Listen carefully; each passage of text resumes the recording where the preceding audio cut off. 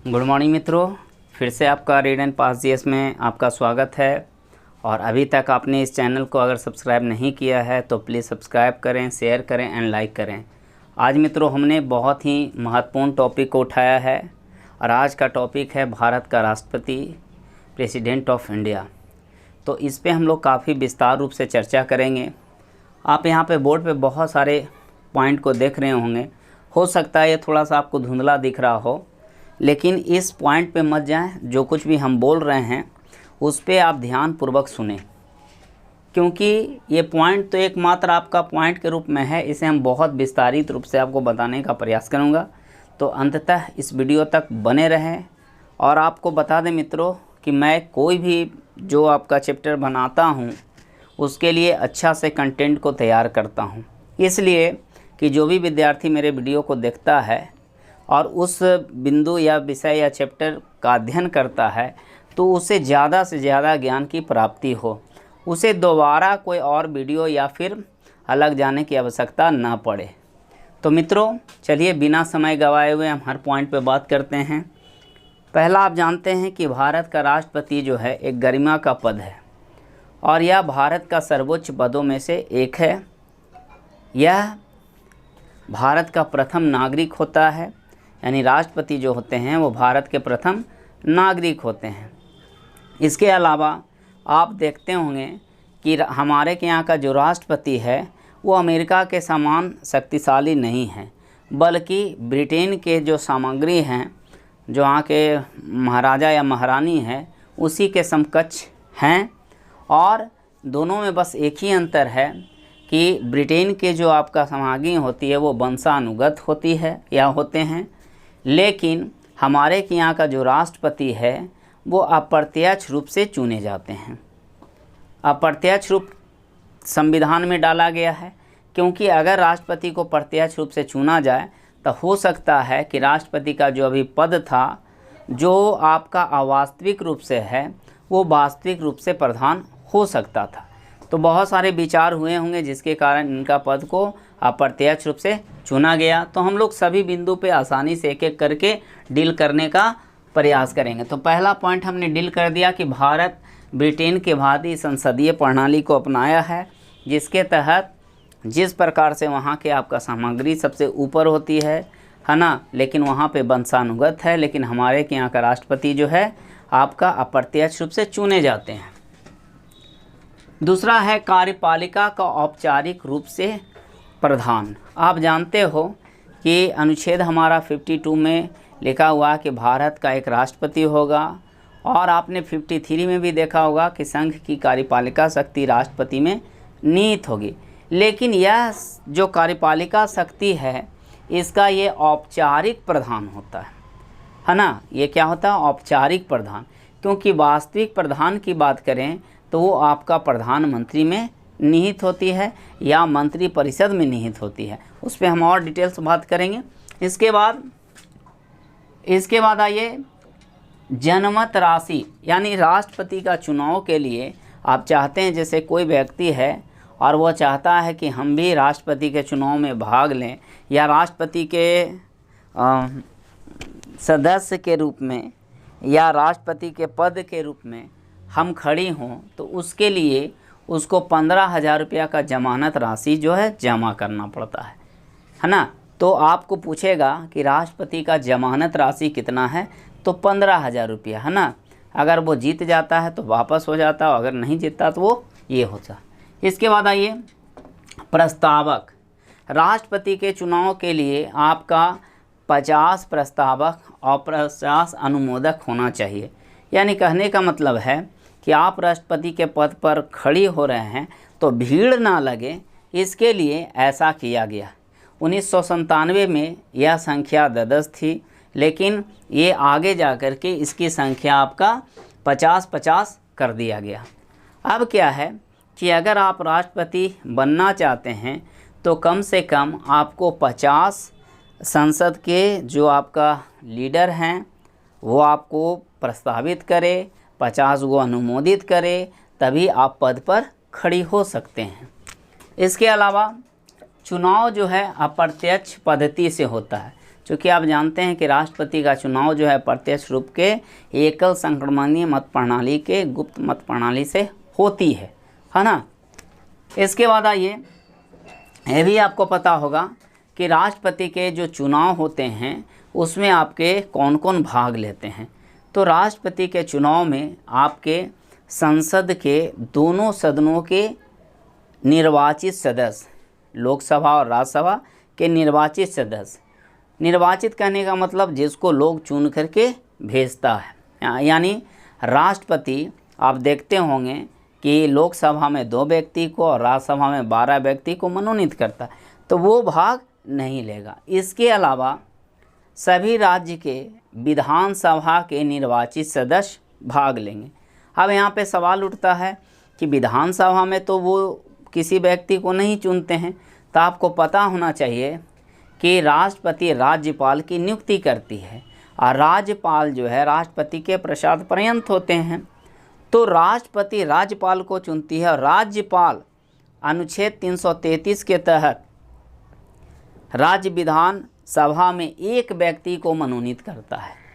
तो जितने भी राज्य में अगर विधान सभा होंगे वो सभी में आपका एक एक व्यक्ति होंगे, तो जाहिर सी बात है कि जिसको राज्यपाल चुनता है वो भाग नहीं लेता है।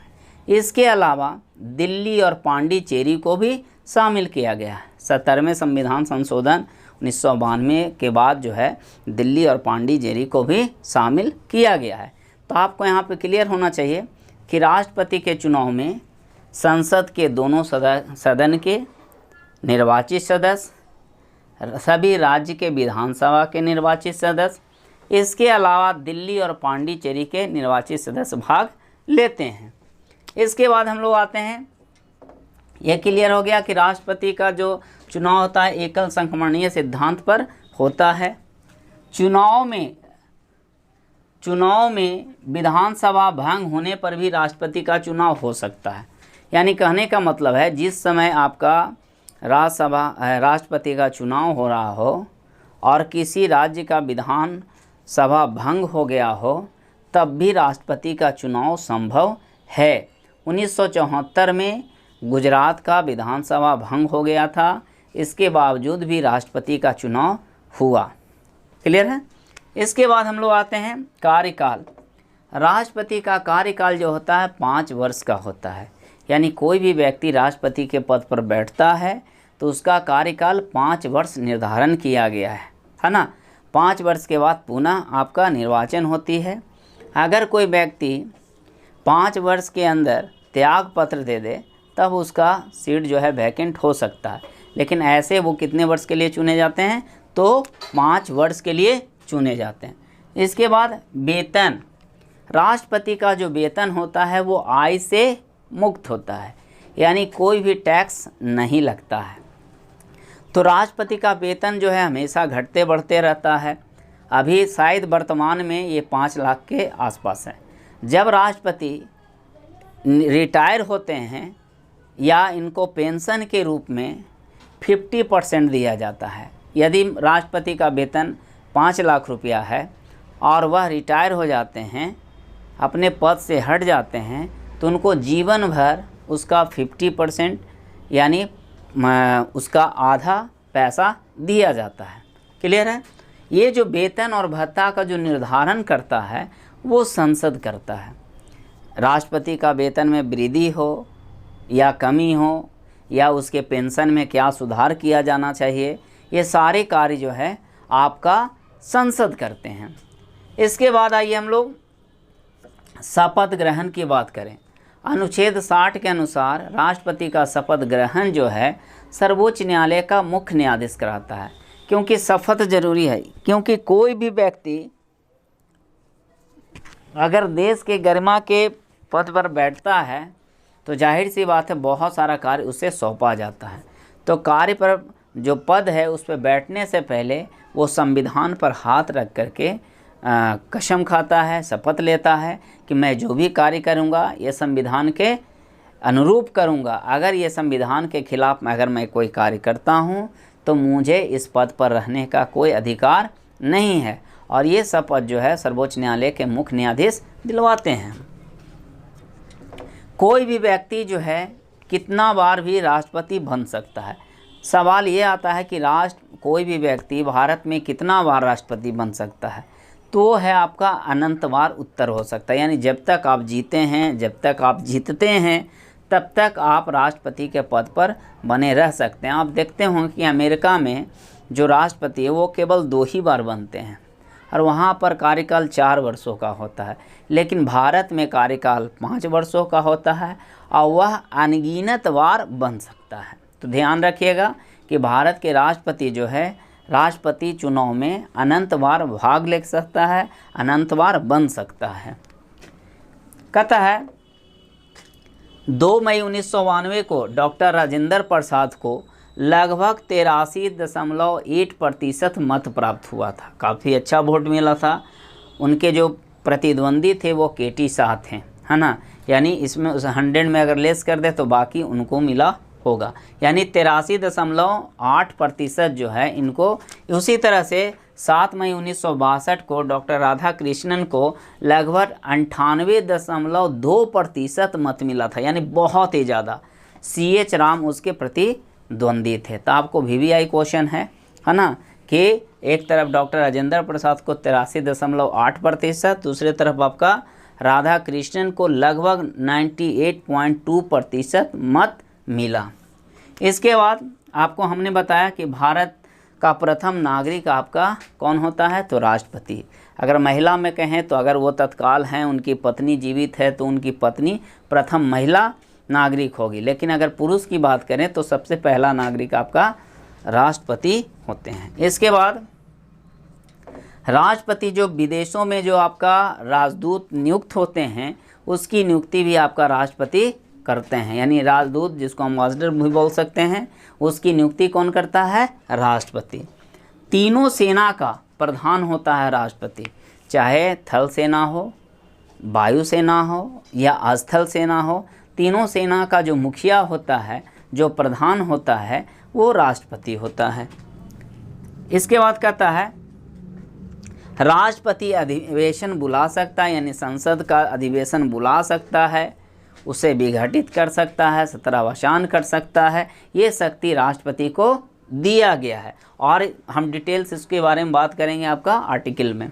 इसके बाद अब तक 8 बार लोकसभा को भंग किया गया है और ये भंग किसके द्वारा किया जाता है, राष्ट्रपति के द्वारा। किसके कहने पर, तो प्रधानमंत्री के कहने पर, क्योंकि हम शुरू में ही बताए हैं कि राष्ट्रपति जो है आपका वास्तविक प्रधान न होकर अवास्तविक प्रधान है। इसके बाद प्रारंभ में कभी कभी दोनों सदनों की संयुक्त बैठक की अध्यक्षता भी या भाषण राष्ट्रपति देते हैं, यानी संयुक्त बैठक में वो भाषण देते हैं। इसके बाद लोकसभा में 2 एंग्लो इंडियन को तथा राज्यसभा में 12 वैसे व्यक्तियों जो कला संस्कृति के क्षेत्र में अव्वल स्थिति रखता है, वैसे व्यक्तियों को नियुक्त करता है। अगर आपसे सवाल पूछा जाएगा कि राष्ट्रपति संसद में कितने व्यक्ति को है ना नियुक्त करता है, तो आपको अपने मन से तो उत्तर होना चाहिए 14।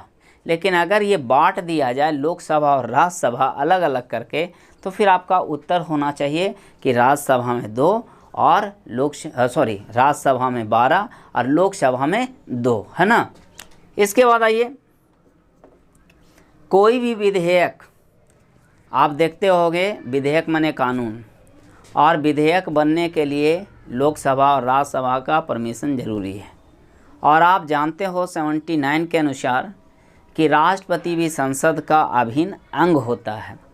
अगर कोई भी कानून तभी मान्य होगा जब राष्ट्रपति उस पर हस्ताक्षर करता है। अगर वो राज्यसभा लोकसभा दोनों जगह से पारित हो गया है और अगर राष्ट्रपति उस पर हस्ताक्षर नहीं करता है, तो विधेयक मान लीजिए रद्दी कागज़ के बराबर है, उसमें आप फूटा फड़ी खाइए, कोई फ़र्क नहीं पड़ेगा, है ना। लेकिन जैसे ही वो राष्ट्रपति उस पर हस्ताक्षर कर देता है तो पूरा विधेयक जो है एक देश के लिए कानून के रूप में बन जाता है। इसके बाद 1, 2, 3 या 123 का संबंध अध्यादेश से है। अध्यादेश क्या है, ये बहुत अच्छे ढंग से समझिए। जब आपका संसद का बैठक नहीं चल रहा हो, है ना, जब संसद का बैठक न चल रहा हो और देश के लिए कोई कानून की ज़रूरत पड़ जाए, तो ऐसे स्थिति में राष्ट्रपति को शक्ति दिया गया है कि वो 123 के तहत उस विधेयक या कानून का निर्माण कर सकता है। उसका वही वैल्यू होगा जो संसद द्वारा बनाए गए कानून का। तो आपका अध्यादेश का संबंध कितना से है? 123 से या 123 से। यह पावर राष्ट्रपति के पास है। आकस्मिक निधि पर नियंत्रण, यानी राष्ट्रपति आकस्मिक निधि, आप देखते होंगे कि एक ट्रेजरी होता है आकस्मिक, जिस पर नियंत्रण आपका राष्ट्रपति होता है। यानी राष्ट्रपति के अनुसार ही वो आपका आकस्मिक निधि का व्यय हो सकता है। इसके बाद वीटो शक्ति, राष्ट्रपति का कुछ अपना शक्ति होता है जिसको बोलते हैं वीटो पावर। उस वीटो पावर का प्रयोग जो है वो भिन्न भिन्न समय में किया करता है। आपको बता दें कि वीटो पावर में अत्याधिक वीटो हो सकता है, निलंबनकारी वीटो हो सकता है, इसके बाद पॉकेट वीटो हो सकता है। आपने देखा होगा कि पॉकेट वीटो का प्रयोग जो है ज्ञानी जैल सिंह जो है 1986 में किया था डाक विधेयक पर।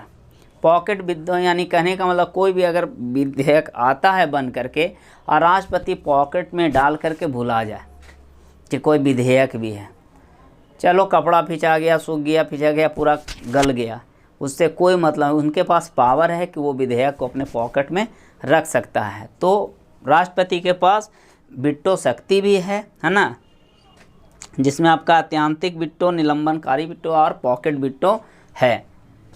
इसके बाद आप यहाँ पे अगर निलंबनकारी में समझना चाहते हैं तो ये भी है कि अगर कोई भी आपका संसद से कोई भी विधेयक बन करके आता है तो वो राष्ट्रपति उस पर विलम्ब कर सकता है, रोक सकता है, रख सकता है। हाँ, पुनः जब वो आपका दोबारा राष्ट्रपति के पास आता है तो फिर राष्ट्रपति को शक्ति नहीं है कि उसको रोक सके। इसके बाद देखिए राष्ट्रपति से संबंधित और भी हम लोग पॉइंट का चर्चा करेंगे। यहाँ पे बहुत सारा आर्टिकल दिए हैं जिसको एक एक करके हम लोग सुनेंगे। इसके बाद आपका बीवी गिरी ऐसे राष्ट्रपति रहें जिनका चुनाव में दूसरे चक्र का मतदान हुआ, क्योंकि यहाँ पे क्रम रूप से हम राष्ट्रपति को चुनते हैं और राष्ट्रपति के लिए न्यूनतम जो आपका मत होना चाहिए वो आपका 50% से अधिक होना चाहिए, यानी 50+1 भी हो तो वो आपका जीत के रूप में है। तो अगर आपका एक फार्मूला आता है कि राष्ट्रपति के लिए न्यूनतम वोट क्या होना चाहिए, तो वैध जो मत होता है यानी जितना वोट पड़ा बटा 2+1 है ना, अगर इससे हम कैलकुलेट करके निकाल लेते हैं जिसका मत अधिक होता है या उसको फॉलो करता है वो भारत के राष्ट्रपति बनता है। अब देखिए जो विधानसभा सदस्य होते हैं उसका जो वोट का वैल्यू होता है वो अलग होता है और जो संसद होता है उसका वोट का वैल्यू अलग होता है। देखिए अगर विधानसभा के जो आपका वोट है उसका मोल की बात करें तो राज्य की जनसंख्या बटा निर्धारित सदस्य की संख्या भागा 1000 है ना। फिर से सुन लीजिए, राज्य की जनसंख्या बटा निर्वाचित सदस्यों की संख्या भागा 1000। और यही बात अगर हम संसद की बात करें तो उसके लिए जो आपका फार्मूला है राज्य विधानसभा में जो भी सदस्य है उसकी संख्या, संसद के निर्वाचित सदस्यों की संख्या है ना। तो ये आपका फार्मूला है, इस फार्मूले से ही आपका वो जो वोट है उसका वैल्यू आपको निकाला जाता है। लेकिन राष्ट्रपति के चुनाव के लिए आपको 50% प्लस उससे अधिक वोट होना अति आवश्यक है। इसके बाद नीलम संजीवा रेड्डी ऐसे राष्ट्रपति हुए हैं जो पहली बार तो हारे लेकिन दूसरी बार जो है आपका निर्विरोध चुने गए। तो निर्विरोध चुने जाने वाले आपका नीलम संजीवा रेड्डी है। इसके बाद डॉक्टर राजेंद्र प्रसाद जो है आपका 2 बार राष्ट्रपति बने। पहला जो आपका महिला राष्ट्रपति थी वो प्रतिभा देवी सिंह पाटिल थी है ना। इसके बाद अगर बोले कि राष्ट्रपति के चुनाव में या राष्ट्रपति के सुरक्षा में कितने लोग भाग लेते हैं, तो आपको बता दें कि राष्ट्रपति का जो पद है वो काफ़ी गरिमा का पद है, इसलिए जेट सुरक्षा जैसे आपके सुरक्षा प्रदान किया जाता है उनको, जिसमें 4 अधिकारी, 14 जूनियर कमांडेंट अधिकारी, इसके बाद आप कमीशन कहिए अधिकारी, इसके बाद 161 जवान जो है तैनात होता है। इतना बड़ा आपका सुरक्षा ग्रुप जो है राष्ट्रपति का सुरक्षा प्रदान करता है। इसके बाद डॉक्टर जाकिर हुसैन और फ़खरुद्दीन अली अहमद ऐसे राष्ट्रपति रहे जिनका मृत्यु राष्ट्रपति के पद पर रहते ही हो गया, यानी शासन काल के दौरान ही जाकिर हुसैन और फ़खरुद्दीन अली अहमद की मृत्यु हो गई। अगर आपसे पूछा जाए कि अगर दलित राष्ट्रपति कौन बने तो आपका KR नारायणन होना चाहिए। अगर आप देख रहे हो कि अगर अल्पसंख्यक की बात करें कि अल्पसंख्यक कौन राष्ट्रपति बने तो डॉक्टर जाकिर हुसैन, ज्ञानी जैल सिंह, फ़खरुद्दीन अली अहमद, APJ अब्दुल कलाम, ये सब आपका अल्पसंख्यक थे। रामनाथ कोविंद जो अभी आपके राष्ट्रपति हैं, ये आपका आदिवासी प्रथम राष्ट्रपति हैं। इसके बाद अगर हम वैज्ञानिक और अविवाहित व्यक्ति बोलें कि कौन थे जो राष्ट्रपति थे तो APJ अब्दुल कलाम थे। क्लियर है। इसके बाद आपको ये भी पता होना चाहिए कि राष्ट्रपति पर महाभियोग लाया जाता है। हम आपको पहले ही बताएं कि राष्ट्रपति शपथ ग्रहण करते हैं और ये शपथ लेते हैं कि मैं संविधान के अनुरूप कार्य करूंगा। अगर संविधान के खिलाफ अगर कोई कार्य करते हैं तो अनुच्छेद 61 के अनुसार जो है उन पर महाभियोग लाया जाता है। ये महाभियोग जो है लोकसभा या राज्यसभा कहीं भी लाया जा सकता है, लेकिन महाभियोग लाने से पहले 14 दिन पहले उनको सूचित करना पड़ता है और 1/4 सदस्य से ये पारित होना चाहिए। और इसके बाद अगर दोनों सदनों से 2/3 बहुमत से ये आपका प्रस्तावित हो जाती है, पास हो जाती है, तो फिर राष्ट्रपति को अपना पद छोड़ना पड़ता है। अभी तक देश में ऐसे कोई राष्ट्रपति नहीं हुए हैं जिनको अभी महाभियोग के द्वारा हटाया गया हो। अब देखिए यहाँ पे आपको बहुत सारा आर्टिकल दिख रहा होगा जो आपका राष्ट्रपति से संबंधित है, तो एक एक आर्टिकल को हम लोग यहाँ पे सॉल्व करने का प्रयास करेंगे। पहला है आपका 52, तो याद रखिएगा कि 52 कहता है कि भारत का एक राष्ट्रपति होगा। इसके बाद 53 में संघ की कार्यपालिका शक्ति राष्ट्रपति में निहित होगी, यानी संघ का कार्यपालिका शक्ति किस में निहित होगी तो राष्ट्रपति में निहित होगी। इसके बाद 53(1) कहता है कि संवैधानिक जो प्रमुखता होगा वो राष्ट्रपति के पास होगा, है ना। और 53 क्लोज 3 में कहता है कि तीनों सेना का भी प्रमुख राष्ट्रपति होगा।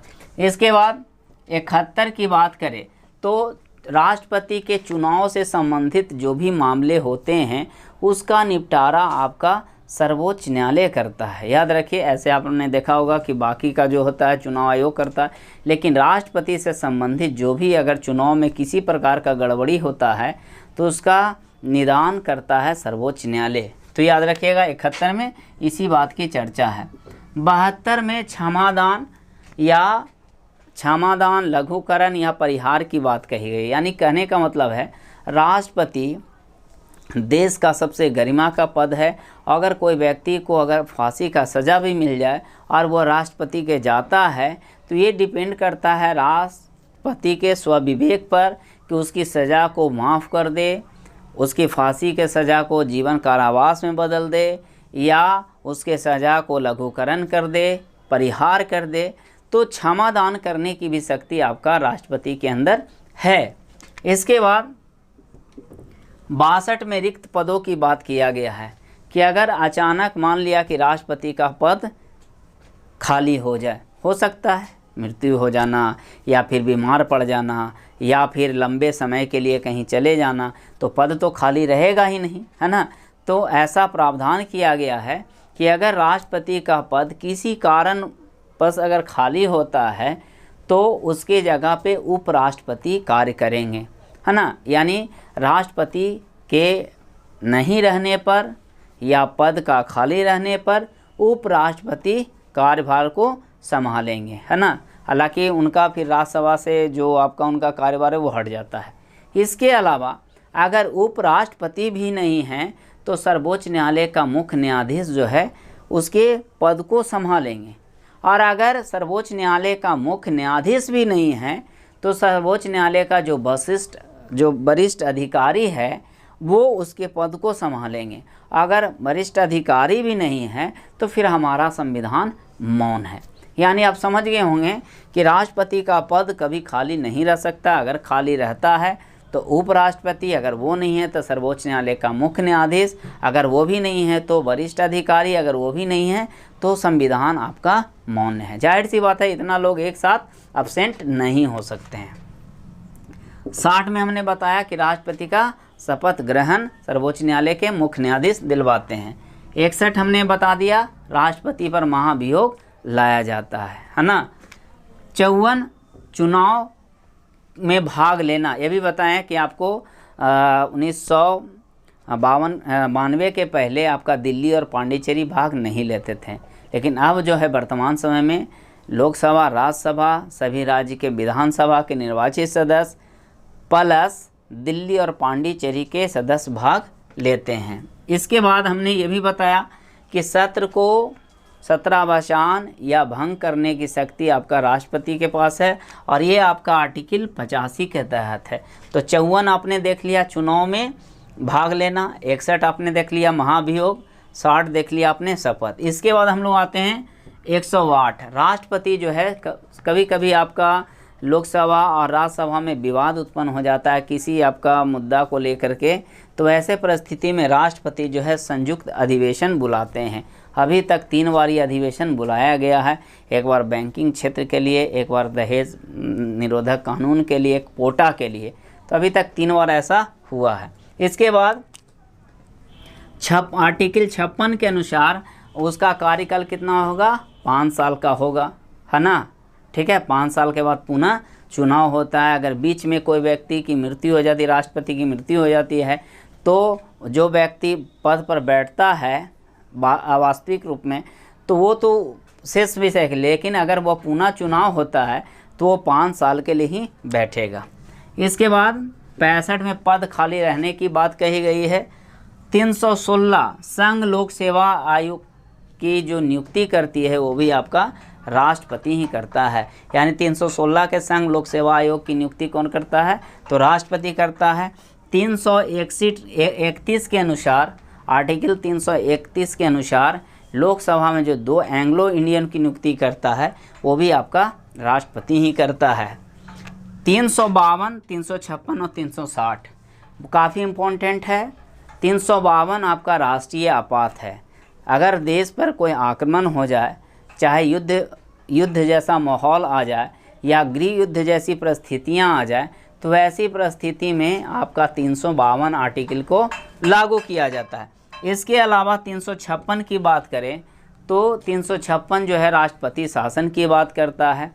यानी जब आपका किसी राज्य का शासन व्यवस्था विफल हो जाए तो ऐसे परिस्थिति में राज्यपाल के निर्देशन पे राष्ट्रपति वहाँ पर राष्ट्रपति शासन लागू कर देता है। क्लियर है। इसके बाद आ जाइए 360 जो का संबंध जो है वित्तीय आपात से है। यानी अगर देश पर बहुत बड़ा विपत्ति आ जाए, वित्तीय आपात, जैसे आप देख रहे होंगे अभी वर्तमान समय में कोरोना का बढ़ता जो प्रकोप है इस दिशा की ओर ले जा रहा है, लेकिन भगवान न करे ऐसा हो, है ना, कोरोना वायरस पूर्ण रूप से यहाँ से समाप्त हो जाए, है ना, क्योंकि वित्तीय आपात हमारे देश में आज तक ऐसा लागू नहीं हुआ है ना, और नहीं होना चाहिए। क्लियर है, क्योंकि ये देश की बहुत ही दुर्भाग्य होगा। तो 360 जो है आपका वित्तीय आपात को बताता है। 79 में संसद का अभिन्न अंग के रूप में बताया गया है कि संसद बराबर लोकसभा, राज्यसभा प्लस राष्ट्रपति होता है। इसके बाद 111 में हम आपको बताएं विट्टो पावर का, जिसमें आपका पॉकेट विट्टो, आलम्बकारी विट्टो, तो ये सब विट्टो की बात किया तो वो आपका आर्टिकल कितना में है, 111 में है। अगर हम 80 क्लोज 1 की बात करें तो इसके अनुसार जो है राष्ट्रपति जो है राज्यसभा में 12 व्यक्तियों को नियुक्त करता है, मनोनीत करता है। यानी अगर आपको पूछा जाए कि जो राज्यसभा में 12 व्यक्तियों को चुना जाता है राष्ट्रपति के द्वारा, वो कितने आर्टिकल के द्वारा, तो आपका 80 क्लोज 1 होना चाहिए। इसके बाद आर्टिकल 74 में कहा गया है कि राष्ट्रपति को सलाह देने के लिए एक मंत्री परिषद होगा, यानी राष्ट्रपति को सलाह देने के लिए क्या होगा, एक मंत्री परिषद होगा। इसके बाद 324 निर्वाचन आयोग का जो सदस्य है उसकी नियुक्ति भी आपका राष्ट्रपति के द्वारा किया जाता है। आर्टिकल 76 के द्वारा आपका महान्यायवादी की नियुक्ति किया जाता है, यानी पूछे कि 76 का संबंध किससे है, तो न्यायवादी महान्यायवादी से, और उसकी नियुक्ति कौन करता है, तब वो आपका राष्ट्रपति। इसके बाद 148 की बात करें तो महालेखा परीक्षक की भी नियुक्ति आपका राष्ट्रपति के द्वारा किया जाता है। यह आर्टिकल 148 में वर्णित है। 217 की बात करें तो उच्चतम न्यायालय के न्यायाधीश की नियुक्ति भी राष्ट्रपति करता है। 124 के अंतर्गत वो सर्वोच्च न्यायालय के मुख्य न्यायाधीश की नियुक्ति करता है।